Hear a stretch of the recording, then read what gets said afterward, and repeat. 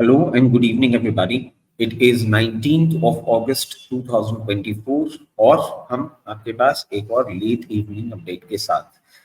देखिए, अभी हमने ये चीज नोटिस करी है कि अर्निंग सीजन खत्म हुआ है और पूरे अर्निंग सीजन में कहीं ना कहीं डिसअपॉइंटमेंट है और ये एक कॉज ऑफ कंसर्न है जो हम आप लोगों से शेयर करना चाहते हैं कि अर्निंग अभी 14 क्वार्टर के लोएस्ट पॉसिबल लेवल्स पे पहुंच गई है और आप देखें कि ये एक बहुत अच्छा साइन नहीं है इस मार्केट के लिए क्योंकि अर्निंग्स एक जगह अगर आप देखें तो 14 क्वार्टर्स के लोएस्ट लेवल पे है और निफ्टी और सेंसेक्स को आप देखें तो लाइफ हाई से बहुत कम डिस्टेंस पे बैठे हुए हैं। तो ये एक मिसमैच क्रिएट कर रहा है बिटवीन अर्निंग्स और जो मार्केट के लेवल्स हैं उसमें। अब ये कंसर्न क्यों है इसके बारे में हम समझते हैं कि देखिए, एक जो इन्वेस्टर होता है वो स्टॉक की प्राइस पे करता है। when we invest we pay for the price of the stock। अब समझना ये होगा कि स्टॉक की ग्रोथ अगर एक लॉन्ग टर्म में हम देखें तो कैसे होगी। स्टॉक की ग्रोथ होगी अगर उस पर्टिकुलर कंपनी की जिसका हमने स्टॉक खरीदा है उसमें अर्निंग होगी। अगर वो अर्निंग प्रॉब्लम में है तो स्टॉक प्राइसेस कैसे जस्टिफाई हो पाएंगी, ये एक प्रॉब्लम बन जाती है। और अभी जो वैल्यूएशन है मार्केट के वो बहुत हाई लेवल्स पे चल रहे हैं। अब आप ये देखें कि जो लेटेस्ट अभी जो अर्निंग्स सीजन खत्म हुआ है जिसमें जून क्वार्टर के हमने देखे हैं नंबर्स, वो एनालिस्ट के एक्सपेक्टेशंस को जैसे तैसे मीट तो कर रहा है बट कहीं ना कहीं ये चीज भी दिखा रहा है कि पोस्ट कोविड जो हमने डबल डिजिट की ग्रोथ पकड़ ली थी अब वो कहीं ना कहीं टेपर ऑफ हो रही है। कहीं ना कहीं उस ग्रोथ में प्रॉब्लम आ रही है, कहीं ना कहीं वो ग्रोथ अरेस्ट हो रही है।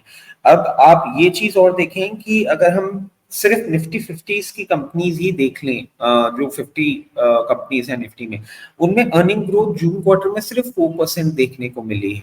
अब इसमें एक चीज है कि जो इन्वेस्टर्स अभी इन्वेस्टेड हैं या जो एनालिस्ट हैं वो ये भी चीज बोल सकते हैं कि कुछ कुछ सेक्टर्स को हम हटा दें जैसे ऑयल एंड गैस, और कुछ और एक सेक्टर्स हैं अगर उनको हम हटा दें तो अर्निंग कहीं ना कहीं ठीक ही लग रही है। But then this is not the way how you justify the reality कि अर्निंग कहीं ना कहीं अब एक प्रॉब्लम में आ रही है। जब ये अर्निंग्स जो हैं ये नहीं प्रॉपरली हो पाती हैं तो जो वैल्यू इन्वेस्टिंग करते हैं इन्वेस्टर्स उनका काम और डिफिकल्ट हो जाता है क्योंकि वैल्यू इन्वेस्टिंग आप कैसे कर पाते हैं, कंपनी किस तरीके से अर्न कर रही है, कंपनी किस तरीके से ग्रो कर रही है वो देख के, तो ये प्रॉब्लम हो जाती है। और एक और जो फैक्टर है जो थोड़ा सा प्रॉब्लम कर रहा है कि ब्रॉडर निफ्टी का जो ब्रॉडर मार्केट है निफ्टी फिफ्टी का, वो आप देखें 21 टाइम्स फॉरवर्ड अर्निंग पे ट्रेड कर रहा है।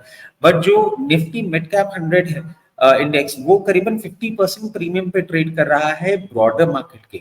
तो आप ये देखें कि ऑलरेडी ब्रॉडर मार्केट तो प्रीमियम पे ट्रेड कर ही रहा है अच्छे खासे, जो निफ्टी मिड कैप 100 है वो उससे ज्यादा 50% प्रीमियम पे है। तो वैल्यूएशन फ्रॉड कहीं ना कहीं वहां भी बहुत ज्यादा देखने को मिल रहा है। अब इसके लिए अगर आप इस चीज को जिम्मेदार ठहराते हैं कि रिटेल पार्टिसिपेशन बहुत ज्यादा है, म्यूचुअल फंड्स के पास बहुत ज्यादा फ्लो जा रहा है, रिटेल का डायरेक्ट इन्वेस्टमेंट इक्विटी मार्केट में भी बहुत ज्यादा हो रहा है, और इंडिया की जो इकोनॉमिक ग्रोथ है उसकी एक्सपेक्टेशंस अगर हम देखें 7.2% है, तो ये कोई बहुत ही अच्छा वैलिडेटिंग फैक्टर नहीं लग रहा है मार्केट की करंट वैल्यूएशन को जस्टिफाई करने के लिए। इसमें आप एक और चीज देखिएगा कि जब बहुत ज्यादा ऑप्टिमिज्म नहीं दिख रहा हो आपको और मार्केट में एक फ्रॉथ क्रिएट होता चला जा रहा हो, लिक्विडिटी के कारण मार्केट में मूवमेंट आता ही जा रहा हो, तो ये कहना बड़ा मुश्किल हो जाएगा कि ये जो अपमूव है ये कब तक अरेस्ट होता है। मगर कहीं ना कहीं अगर अर्निंग ग्रोथ इसी हिसाब से रही, अगर हमारा कॉर्पोरेट इंडिया इसी तरीके से वर्किंग करता रहा और इसी तरीके की अर्निंग ग्रोथ देता रहा, तो ये कहना मुश्किल है कि करेक्शन कब होगा, बट करेक्शन जरूर होना चाहिए। अब इसकी लिक्विडिटी को मैचअप करते हुए अगर हमारे नेक्स्ट क्वार्टर में अर्निंग इंप्रूव होती है तो शायद इतना बड़ा कंसर्न ना हो। बट हाँ, करंट सिचुएशन को देखते हुए थोड़ा सा एक कंसर्न दिख रहा है कि अर्निंग ग्रोथ इतनी अच्छी नहीं हुई है जिस तरीके से मार्केट्स चल रहे हैं। So it is as always advisable आप थोड़ा सा कॉशियस अप्रोच रखें, और जो स्टॉक्स आपने ले रखे हैं जो बहुत ज्यादा रनअप कर गए हैं और उनकी कंपनीज रनअप को कैचअप नहीं कर पा रही हैं, उसमें कहीं ना कहीं अपना प्रॉफिट बुक करें और वैल्यू हंटिंग वैल्यू इन्वेस्टिंग चलते रहने दें।